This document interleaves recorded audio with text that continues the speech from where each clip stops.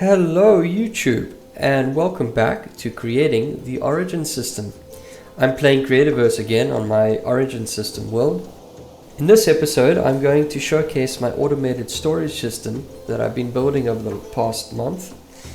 For those of you familiar with Minecraft, you've probably missed having an automated storage system like me, which is why I set out to find the solution to this problem in this episode. So if you like my solution to this in Creativerse, please be sure to leave a like on this video and have a look in the description for a link to the blueprint in the Creativerse workshop. Also in this blueprint you will have my Dwarven industrial forge, which is connected to the storage silos. So let's jump right in. First off, what are you going to need to make this system? So over here, as you can see, I've set up a mini version of my storage system. This is essentially one complete storage column. This has all of the different parts in it that you will need to basically create the entire system.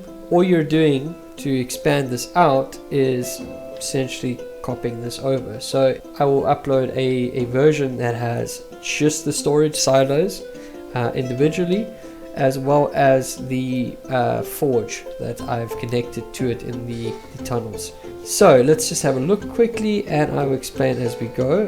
Right on top here we have the phaser. So what I've set this to is just the 4 blocks that are needed, and these 4 blocks in my case are iron bars. You will use whatever block you want to use in this regard. You could use glass, for example, but essentially this is your vault door. You would click and drag on them like I did here again, and just highlight the area with green like this that you are going to make appear and disappear with the machine. Then underneath it you have the 4 sensor blocks. I do advise when you are placing this down, if you aren't using the blueprint and you want to do this yourself, that you place down the top sensor, set it to a length of 2 and a height of 3, set down your first block that you want to use. Once you've done this, then rename your sensor to whatever item you're going to be searching for. Hit save, and then you will hit tab twice to turn on your wiring tool and just double check that the sensor is going forward into the area that you have got your storage silos. If it's off to the left or the right, then you're going to step out of the sensor area, and then it's just going to not create the idle setup you want. So make sure you do that and then place down the other 4.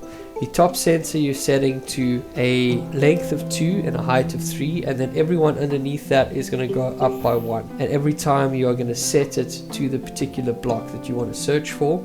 On the left of this, you are going to have 3 logic gates. Now bear in mind, I've rotated my logic gates by 180 degrees. The reason for that being, I find it much easier to keep track of where the wires are actually heading. I always work from left to right, so my sensor 1 goes into the left hand slot here, which is the first input for, let's call it logic gate 2. Sensor 2 goes into logic gate 2's second slot, and then you've got sensor 3 going into logic gate 3's first input, and the 4th going into the second input here. The results from both of these logic gates, which have been set to or and not and, then go into the respective inputs of the 3rd logic gate, first logic gate, and the result of that goes into the phaser. Now what that results in is these 4 sensors are going to look through my inventory, check if I have one of the 4 items, and then give me access to the chests in this column. Now once I have completely emptied out, so dirt's going to go there, and rocky dirt's going to go there, and canyon floor is going to go there, and I back out of the sensor. Oh, stepped just a little bit too far back. Now as you can see, I no longer have access to this. Now I've compensated for this. Instead of having a master key, which was my original plan, and would have required having a 5th sensor, which in turn would have just made the whole logic gate thing a lot more complicated, I opted for a sort of floor mat key system. Essentially what it is I have mats on the floor here. If we click F, I've arranged them according to their position in the columns. Grass is on the far left, so that's the first one here. Dirt is in the middle, so that's second. The rocky dirt is my third position, and then finally you have the canyon floor on top.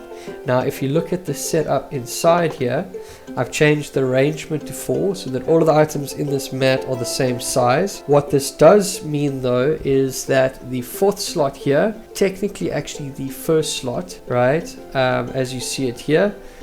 So just bear that in mind when you're setting this up for yourself, if you're going to change things from the default that I've created in my blueprint for you. But yeah, that's essentially that. And that's the system in a nutshell. Now let me just show you what that looks like on a larger scale. Essentially this is how I've set it up. I'm still reorganizing and moving things around. But yeah, I've started working on some organizational ideas here. Like for example, ashen wood. When I think of ashen wood, I think of honey the most. It's not to say you don't get honey everywhere, but yeah, I had to kind of break it down a little bit to make more sense. Grasslands, you know, or cragwood, you know, with long grass, wildwood with sort of the dead grass and the vines, and sort of took it down that path. You know, when I think of the swamp, I think of the cattails and the lily pads and that type of thing. Breaking down the beaches was a little bit more tricky. I still need to add in an ocean floor, but wait, didn't I do that? Yeah, I did. So I did like an ocean floor one here, so that I had a spot for things like mud and coral, and then like the sandstone, and what is that one called again? Oh, smooth sandstone. I'm not even sure if that's actually under the ocean, but this is the way I sort of chose to organize it. And then eventually I want to create a bunch of silos for like decorative stuff, like maybe one for like all of the flowers. I think I probably have to break that out into like part 1, 2 and 3 because there's a lot of flowers in the game. Decorative natural parts like the bamboo and the different cactuses. So yeah, essentially that's what I went for. I like the look of these arcstone torches on top.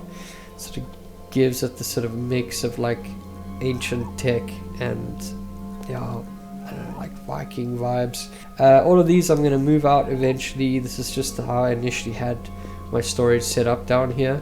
But the idea is that this column will be like every natural part in the game, and then you come through here and then you have like every single process part. Yeah, so then like starting here you've got like wood, stone, and then going out further, processed limestone, processed bedrock. You can see these are I basically copied this blueprint and then expanded it out, so that's why you can see when you guys place this blueprint you'll have the same thing. So you'll have like a place marker for what I've put there, but you can put anything you want. Just make sure that when you rename stuff, when you change stuff, that you rename things for yourself. Just makes it so much easier. That's also why I've got these plaques here, and you'll see if I go down to, I guess you could call it like the maintenance floor, I've also placed plaques underneath here so I can keep track of exactly what I'm working on above. Like, it would be great if we had like phases that we could set to a distance further than 8, because if we could, I would literally set up like a second system of phases to just make my floor disappear. It would make organizing it so much easier.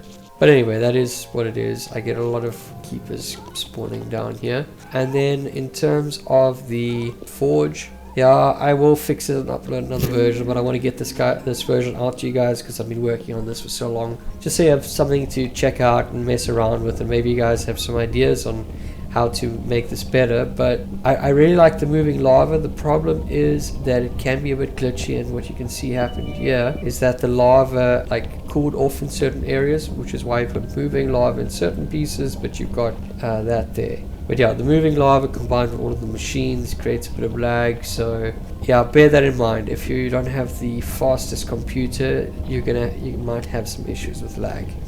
But anyway, so the purpose of this room is just to have like a really big space that you can forge a lot of different items. I believe, so you have 9 per, what do you call this, like set or something like that.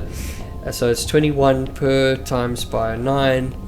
And then I can't remember off the top of my head, but there's obviously a lot of these. You end up with, I believe it was well over 5,000 forges that you can basically do in one go. So the idea was, it was meant to look like a a huge army of dwarves operates as like night and day.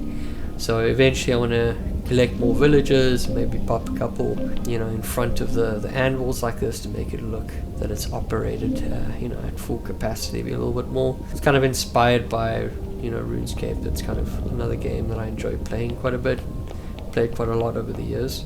Yeah, and I wanted to make more space for myself and sort of make this future proof. So I've got a lot more storage silos than I probably need, especially in the current state of the game. And yeah, now you guys have that too. So I'm hoping that this will be useful and that people want to use it, because I spent a lot of time building it. I had a lot of fun building it, but it would be great to know that it's actually useful to people. So that's it for this video. Thanks for watching this far. I look forward to seeing you in the next episode, and of course I'm always open to you guys' feedback and ideas.